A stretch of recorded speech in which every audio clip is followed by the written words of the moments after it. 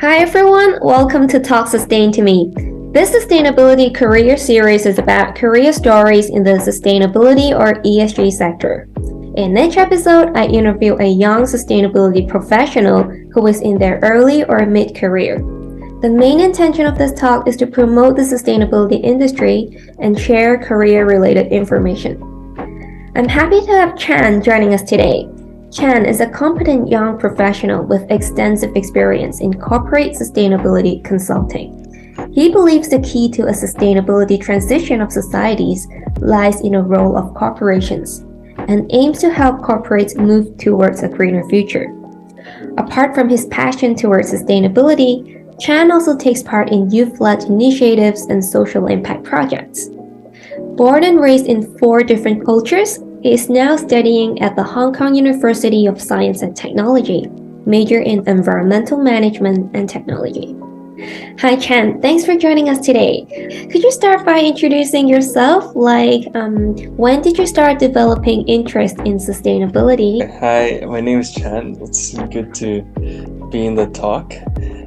So to give a brief introduction of myself, my initial interest in sustainability started from the environmental side, and because due to my dad's work, our family moved to Vietnam when I was 15 years old. So I spent my high school days there, and since Vietnam is one of the most rapidly developing countries in Southeast Asia, and even on like a worldwide level, I was able to see various environmental problems during my time in Vietnam. So, for example, air pollution was very bad, and like chemical dumping in the rivers were also really common. And of course, the waste problems were also bad. But out of those numerous problems, I got to learn more about the rhino horn problem, which got my interest into the environment. So to dive a bit deeper, Vietnam was highly influenced by Chinese cultures in the past, and because of that, Chinese medicine is very popular still. Right. And yeah, according to their belief, I don't know why, but they think rhino horns is good for curing cancer. So they have like illegal demand for like rhino horns from Vietnam and South Africa, which has been becoming a very big problem. So during my high school years, I took part in a student-led coalition group to raise awareness on the issue. So through the program, I was selected as one of the student ambassadors and was given the opportunity to visit the South African wilderness. And that kind of opened me up to the whole environmental idea. So throughout the trip, we were there about 15 days, and we didn't have any phones or electricity or like internet, of course. And I saw like rhinos, elephants, lions, and all. That's really cool. Yeah.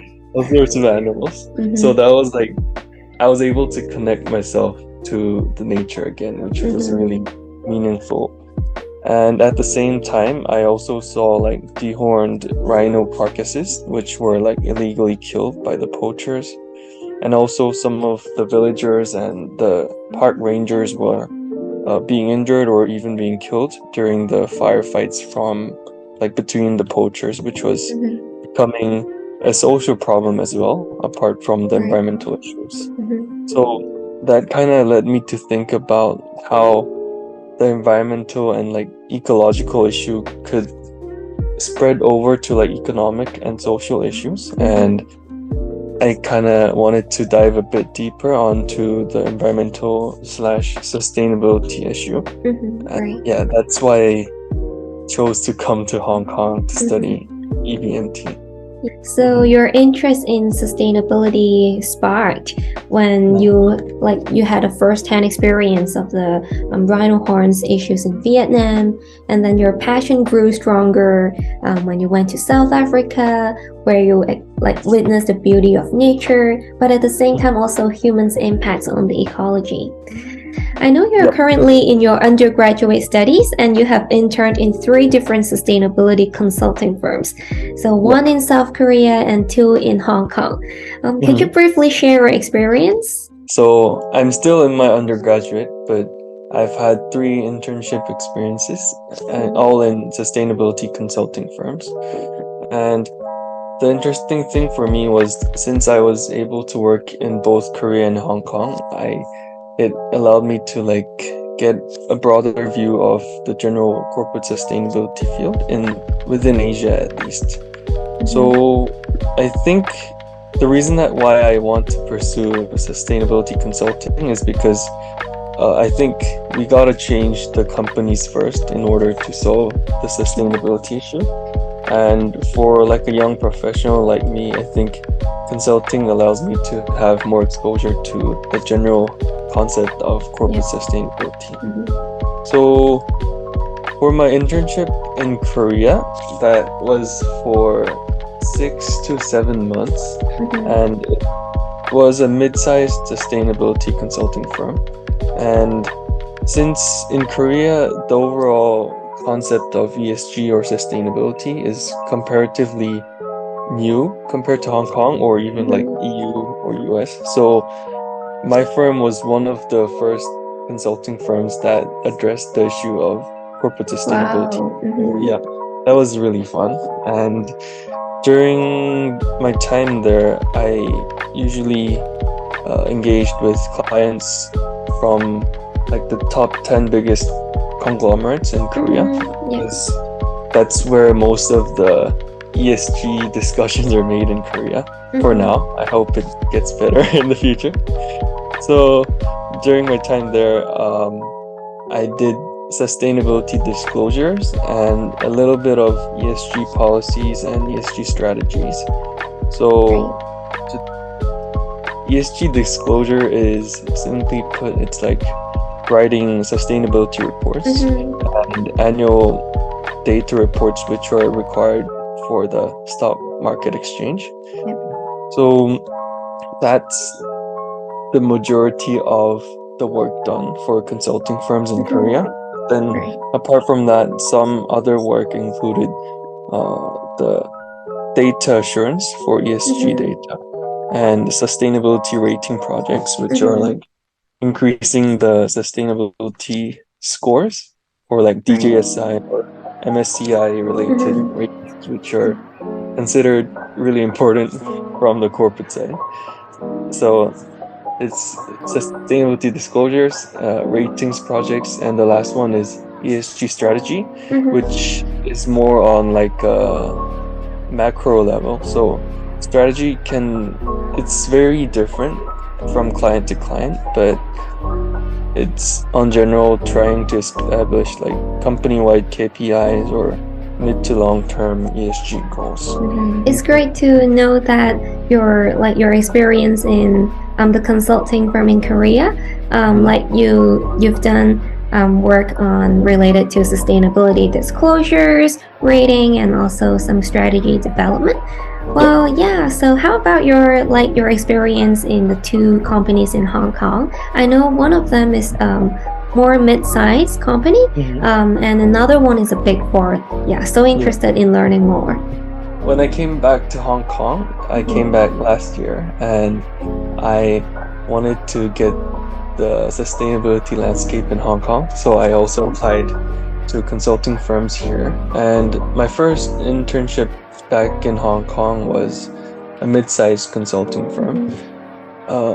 The whole team was about 20 to 30 people, and the sustainability consulting department had about 5 to 6 people. So it wasn't that big, but still, it had some big size clients. So for the general work area, it was similar to the Korean consulting firm. So it was mainly ESG disclosures and ESG strategies, and a little bit of branding, because they had their own branding consulting strength that they wanted to integrate with the corporate sustainability. So that was interesting. And our client was from majority Hong Kong with a little bit of mainland clients, which included maritime shipping and fast-moving consumer goods, FMCG goods, and hospitality. And for the Big Four firm, that was during my time over the winter break. Right. So after working in my first consulting firm, I wanted to get like experience in a bigger firm. So I applied for one of the Big Four firms in Hong Kong, and I got into their sustainability.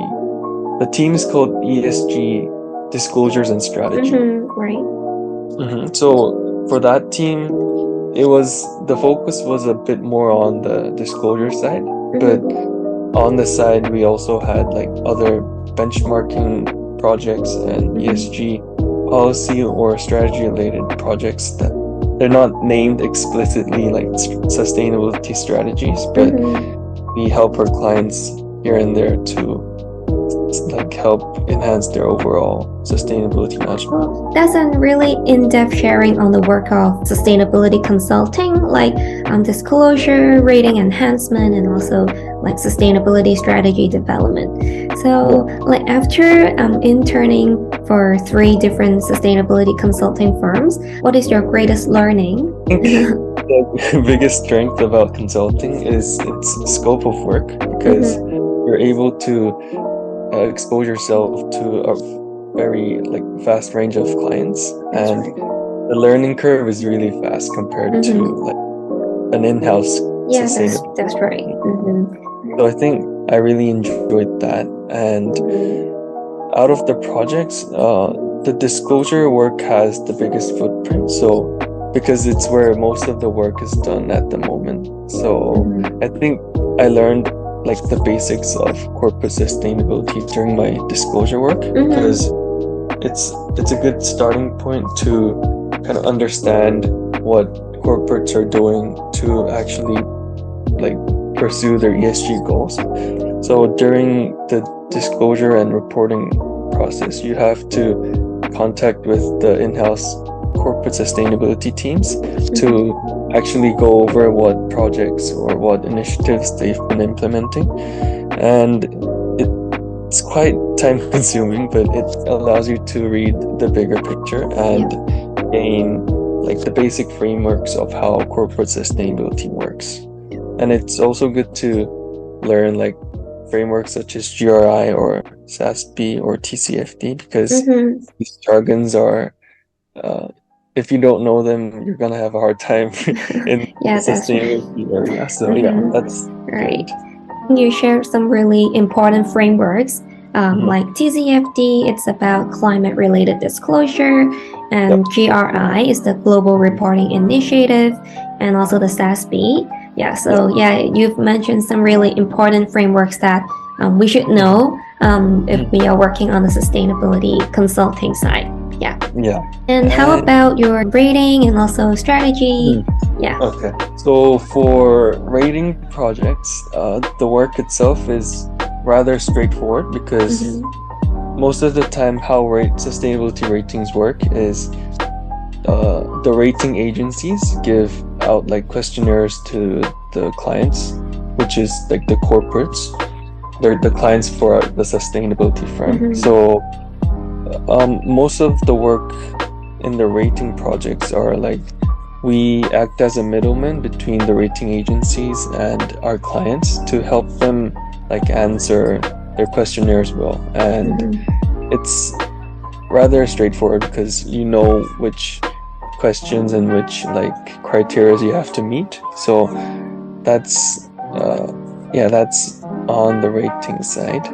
And for the strategies, this is where it's really creative and it's really different by client to client, because as I mentioned before, it depends on like which sector your client is in, the size of your client, and like the dedication of the CEOs or like C-level executives.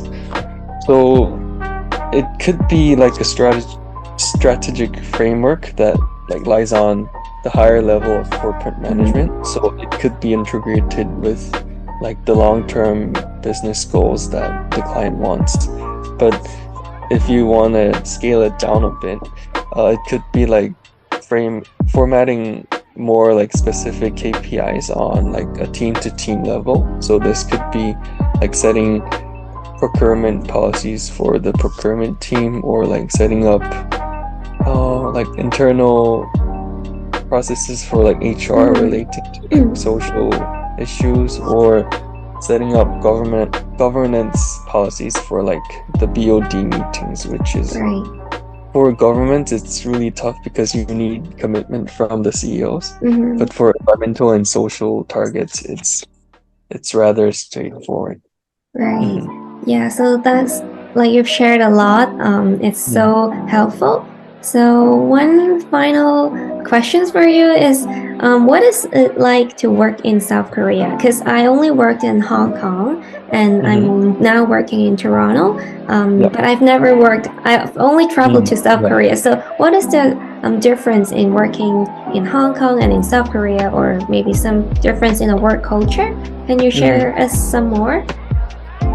I think definitely Hong Kong is a bit more global, should I say, like open to like global standards, because in Korea there's still that communal or like social mindset where you're kind of required to get things done in time.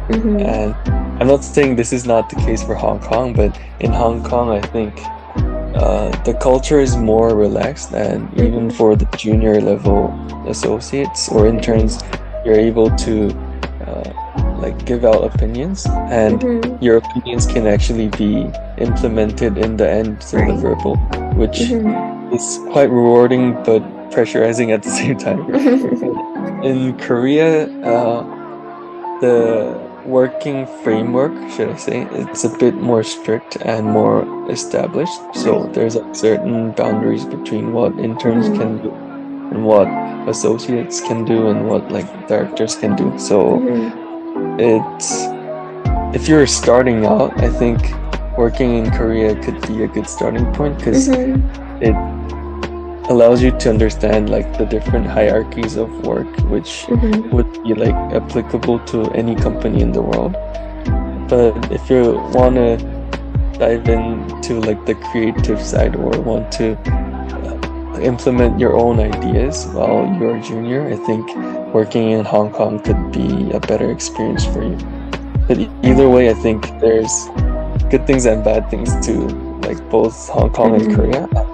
If you stay energetic and try to learn new things, you'd be able to do well anywhere. Right. Yeah, so it's interesting to learn about like what's the difference between working on sustainability in two places. Thank you so much for your sharing today.